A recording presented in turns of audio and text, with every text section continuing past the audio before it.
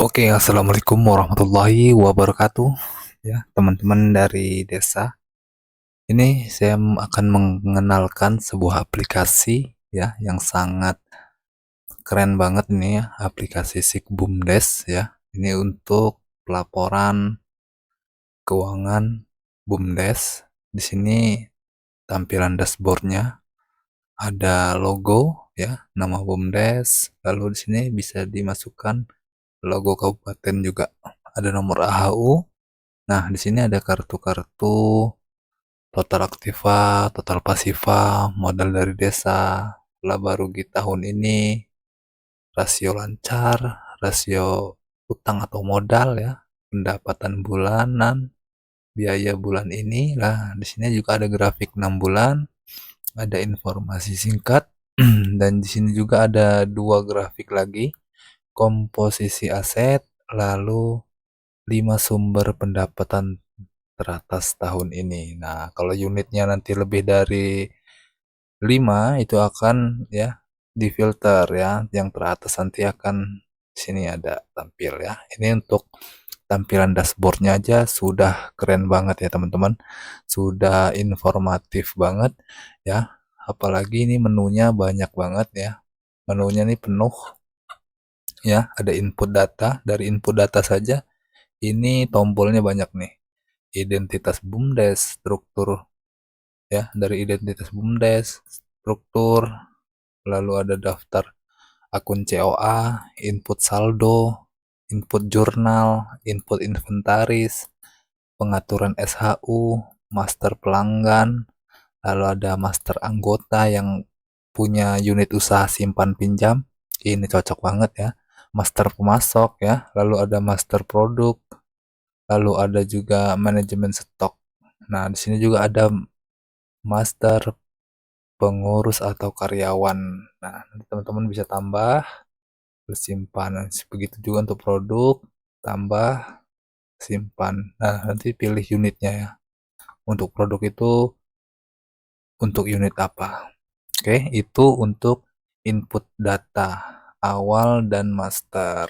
Lalu kita pindah ke unit usaha ya. Unit usaha ini untuk kita menambah unit ya. Lalu selanjutnya ini kasir atau pos ya. Nah, kalau kita sudah di input data tadi menambahkan master produk ya atau jasa, nah posin nanti di sini ada produk-produk kita. Jadi kalau umpamanya ada yang membeli, nanti kita tinggal cari produknya, kita pilih, dia akan masuk ke ranjang sini. Nanti di sini ada plus minus untuk berapa piece ya. Lalu kita klik bayar, dia akan otomatis masuk ke jurnal. Jadi kita nggak perlu ngetik-ngetik jurnal lagi ya untuk kalau penjualan seperti ini. Lalu di sini ada simpanan anggota. Nah, di sini belum ada anggota, jadi kita harus input anggota ya. Input anggota dulu. Coba kita beri contoh di sini misalkan Budi ya. Misalkan Budiono misalkan. Alamatnya CSJ mana ya? Lalu di sini nomornya anggap aja seperti inilah biar cepat. Klik simpan ya, berhasil disimpan. Setelah itu kita pergi ke simpanan anggota. Nah, datanya sudah muncul ya. Datanya sudah muncul, nanti kalau teman-teman inputnya banyak, ini sudah ada drop down-nya untuk memilih nama yang akan setoran ya, simpanan. Lalu jenis simpanan, pilih jumlahnya misalkan 1 juta. Ya, keterangannya bebas lah. Klik simpan, dia masuk ya. Sudah masuk sini, 10 transaksi terakhir. Nah, di kemudian hari, Bapak Budiono ini ingin meminjam uang ya, meminjam. Lalu kita bisa pindah ke menu pinjaman anggota. Nah, pinjaman anggota sudah berubah menjadi seperti ini. Ada tambah pinjaman baru. Kita klik. Nah, di sini sudah ada nama tadi Bapak Ibu Budiono ya, karena kita sudah memasukkannya tadi di Itu tadi sudah masukkannya di mana tadi, input master anggota. Oke. Lalu kita klik tambah. Setelah itu namanya sudah otomatis masuk sini. Tapi kalau ini karena satu ya, dia otomatis. Kalau banyak nanti teman-teman bisa pilih. Kita dicari ya. Nah, kita inputkan Bapak Budiono ini mau minjam berapa, misalkan 500.000. Tanggal pencairan hari ini ya, kita kasih bunga misalnya 5%. 5%, jangka waktu 12 bulan. Nah, di sini sudah otomatis estimasi angsuran per bulannya ya. Sudah otomatis. Ini dicairkannya cash atau kita transfer. Kalau transfer berarti kita melalui bank. Kalau dia cash kita ambil dari kas. Oke. Lalu klik simpan. Sudah simpan. Ini statusnya aktif. Oke. Nah, di kemudian hari setelah 1 bulan ya, Bapak Budiono ini membayar. Kita klik bayar ya. Ini angsuran pertama tadi 43.750. Dia cash juga. Lalu kita klik simpan. Nah, setelah tersimpan seperti ini, bisa kita cetak. Nah, seperti ini ya untuk kartu pinjaman anggotanya. Ada nomor anggota, nama, jumlah pinjaman, tanggal pencairan sudah lengkap di sini. Nanti teman-teman tinggal print. Nah, gitu ya. Ini untuk yang punya unit usaha pinjaman. Kalau ini untuk yang punya unit usaha minimarket atau ya toko gitu ya, atau penjualan atau jasa yang lainnya. Oke. Lalu di sini ada laporan. Nah, laporan ini banyak banget ya.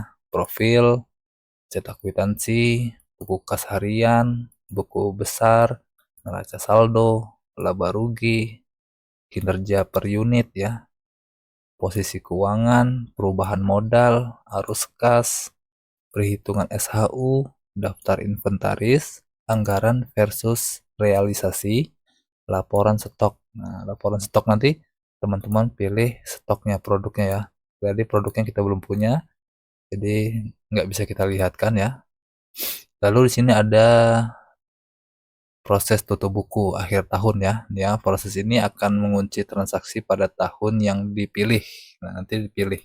Karena kita nih baru 1 tahun nih ya, 2025, dia hanya muncul 2025. Oke.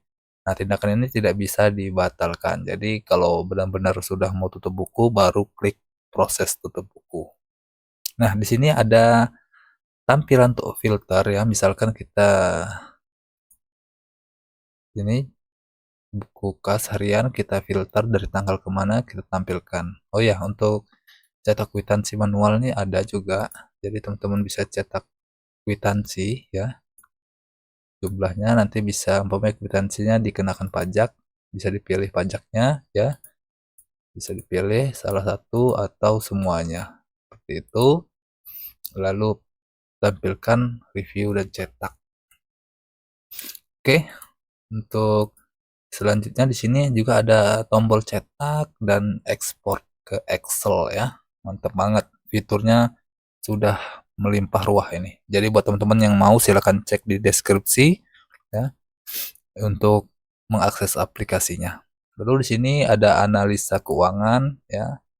Analisa laporan keuangan, ada utang piutang, ada penggaji. Nah, ini buat kita kalau menggaji karyawan, misalkan di satu unit usaha itu punya karyawan, nah bisa nanti diproses gaji.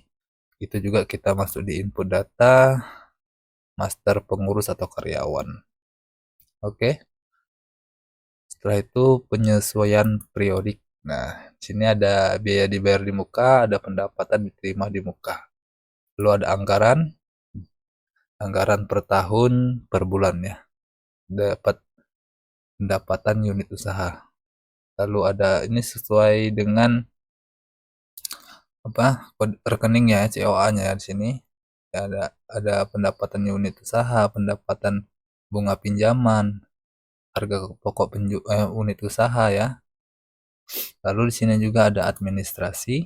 Administrasi ini dan administrasi dan legalitas ya, dokumen legalitas. Jadi kalau teman-teman ingin menyimpan dokumen-dokumennya bisa banget di sini.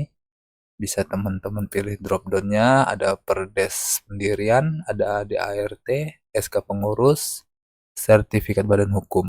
Lalu pilih filenya ya. Pilih filenya lalu upload satu persatu ya. Nah, lalu di sini ada catatan musyawarah desa. Tanggalnya teman-teman pilih. Setelah itu hasil keputusannya bisa diketikkan, simpan, lalu nanti akan tampil di bawah sini ya. Nah, di sini ada struktur organisasi ya. Nah, seperti ini. Bisa teman-teman cetak juga. Oke, yang untuk selanjutnya kita ke pengaturan. Nah, di pengaturan ini manajemen pengguna bisa teman-teman tambah ya. Lalu yang terpenting ya untuk teman-teman pertama login, setelah berhasil login, ganti yang ini dulu ya. Yang pertamanya diganti. Kalau username-nya tidak bisa diganti username-nya, tapi passwordnya bisa teman-teman ganti. Ini untuk default-nya ya. Jadi untuk username-nya nggak bisa dihapus. Oke. Setelah itu di sini ada upload logo BUMDes ya, pilih logonya lalu klik simpan. Oh ya, untuk maksimal logonya ini kisaran 3 MB ya. Jadi usahakan dikompres lah agak lebih kecil biar lebih ringan. Oke, setelah itu adalah upload logo sama ini ada tema juga ya, teman-teman. Ada tema.